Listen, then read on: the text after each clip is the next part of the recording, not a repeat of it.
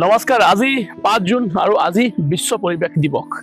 আজি হোজাই বাসী হিচাপে আপোনালোকে গৌৰৱ অনুভৱ কৰিব যে আমাৰ হোজাইতে এনেকুৱা এজন ব্যক্তি আছে যিজন ব্যক্তিয়ে বিগত 20 বছৰ ধৰি আমাৰ এই পৰিৱেশখন বচাই ৰাখিবৰ কাৰণে চেষ্টা কৰিছে আৰু আজিলৈকে প্ৰায় 70,000ৰ অধিক গছ তেখেতে আমাৰ পৰিৱেশৰ কাৰণে ৰোপণ কৰিছে আৰু স্কুলে স্কুলে গৈ ছাত্ৰ ছাত্ৰীসকলক তেখেতে দান কৰিছে।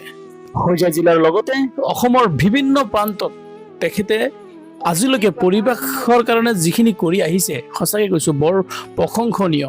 কাৰণ আজিও আমাৰ সমাজত এনেকুৱা উদাহৰণ আমি হয়তো পাওঁ যে যিবোৰ মানুহে চৰকাৰী একো অনুদান নোহোৱাকৈ, একো ট্ৰাষ্টৰ একো ফাণ্ডিং নোহোৱাকৈ নিজাববীয়াকৈ নিজৰ জীৱনৰ যিটো ইনকাম সেই ইনকামেৰে পৰিৱেশৰ কাৰণে ইমানখিনি কৰিছে, সেইটো কিন্তু বৰ প্ৰশংসনীয় কথা।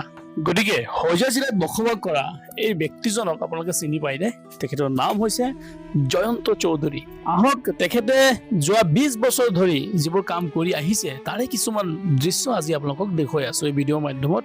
আৰু শেষত আপোনালোকে এই ব্যক্তিজনৰ বিষয়ে দুটামান কথা নিশ্চয় লিখি যাব আৰু পাৰিলে ভিডিঅ'টো শ্বেয়াৰ কৰিব আৰু এনেকুৱা মানুহ যাতে আমাৰ সমাজৰ কাৰণে বহুখিনি কৰি যাব পাৰে তাৰেই মোৰ গপুৰ ব্লগছ হোজাইৰ ফালৰ পৰা তেখেতক অশেষ ধন্যবাদ। গতিকে সকলোৱে ভিডিঅ'টো শ্বেয়াৰ কৰিব আৰু আশা কৰিছোঁ তেখেতৰ বিষয়ে দুটামান কথা নিশ্চয় কমেণ্ট ছেকশ্যনত লিখি যাব।